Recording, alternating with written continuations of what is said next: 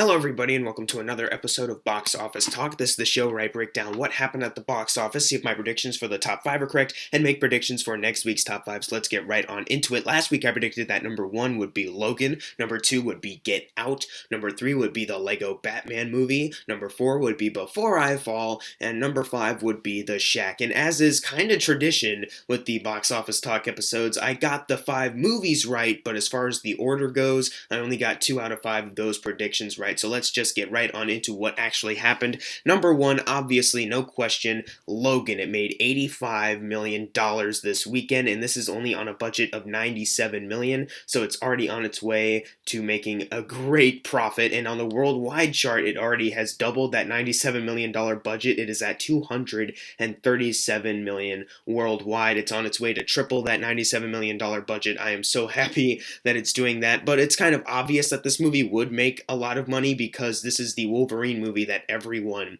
has been wanting for the past 17 years, and we finally got it, so of course audiences are going to show up. Plus, it has great reviews, and news has come out that there's a Deadpool 2 trailer right before the Wolverine movie, but of course it's not really a trailer, it's more of a short, but still people will probably want to see that on the big screen. So obviously this movie's going to make a lot of money worldwide and domestically, and I couldn't be prouder of that. This is so far my favorite film of 2017. Hopefully there will be other fantastic movies like Logan out for the rest of the year. And at number 2 we have Get Out, which made $26 million this weekend, which is only a small drop from last weekend where it made only like around $30 million, and it still made around 26 this weekend, which is really impressive for this movie if you think about it. And on the domestic chart, it is at $75 million, which is very good. I don't think it's been released worldwide because I checked and there wasn't anything. Maybe it will later or maybe not sure, but it's still making a lot of money here domestically, so I think it's doing fine.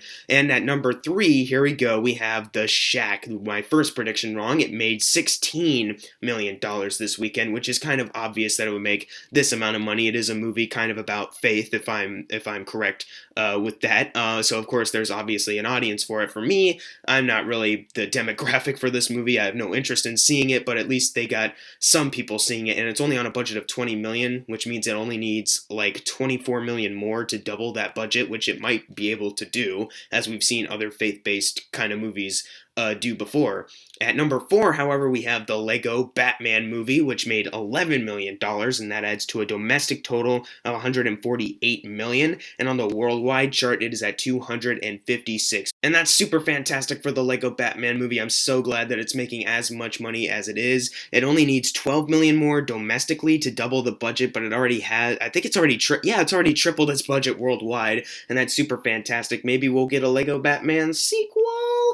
Maybe not though, but anyways, number 5 we have Groundhog Day. Oh, I'm sorry, I meant Before I Fall. It made $4,948,000 this weekend, and that is only on a budget of $5 million, so it's doing fine. It only needs like $5 million and $100,000 more to double that $5 million budget. But did you notice that drop off at number 4 and number 5? Number 4 making $11 million, and now at number 5 it dropped all the way down to around $4,948,000. That's pretty that's quite a drop in numbers, but hey, I don't think that many people were even aware of this movie's existence. I mean, I almost kind of forgot about it, this and The Shack, but The Shack actually made money.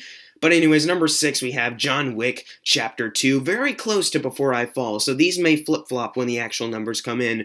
Tomorrow, it made $4,725,000 this weekend, and that adds to a domestic total of $82 million, and on the worldwide chart, it is at $144 million, so it's only $16 million away from quadrupling that $40 million budget that it has. Maybe it'll be able to do so. I hope it does. I'd love to see John Wick Chapter 2 make as much money as it does, get more audience members in for that third movie that they're planning, which hopefully makes the most out of the John Wick movies. At number 7, we have Hidden Figures, which made $3,825,000, and that adds to a domestic total of $158 million. This and number 8 and number 9 actually are very close as far as like the $3 million range, so pretty much all of these numbers could flip-flop at some point, but these are the projected ones, and I only have time to do this show on Sundays when the estimates are out, so we're doing it now. But this is still very good good for Hidden Figures, and on the worldwide chart, it is very close to getting to 200 million. It is at 194 worldwide. And that is very good for Hidden Figures. But now we're going to move on to number 8, a movie that's not doing so well, The Great Wall. This movie made $3,507,000 this weekend, and that adds to a domestic total of 41 million. And on the worldwide chart, it is at 320 million. Now, normally, when you have a budget of 150 million, you double that and you'd get the estimated break-even point for a movie where it actually is considered a success. And technically, you could say it is because it did double its $150 million budget, but there are some reports going around that it's losing a lot more money, like around 75 million. So this might be one of those cases where the budget is actually larger than they say it is, or they spent more time in post or something like that. One of those cases where you can't really rely on the doubling point. But it's a good way to look at most movies as far as doubling the budget to see if it's a success. But still, The Great Wall is one of those times that maybe it's not such a good thing. At number 9, we have 50 Shades Darker. Once again, very close to 7 and 8. It made $3,484,000, and that adds to a domestic total of 109 million.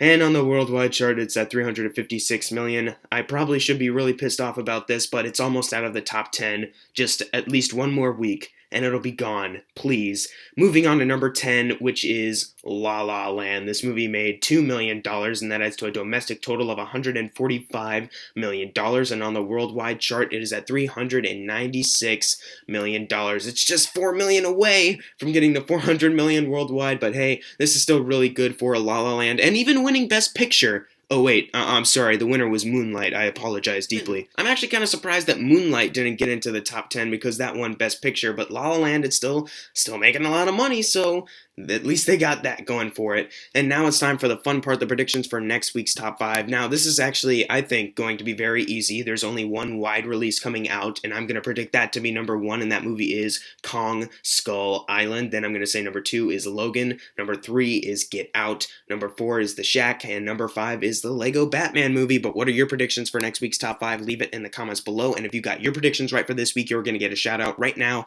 Unless you didn't get it right, then I'm sorry. And as always, thank you guys for watching. Make sure to subscribe. I'm Jackson Fulcher. See you guys next time.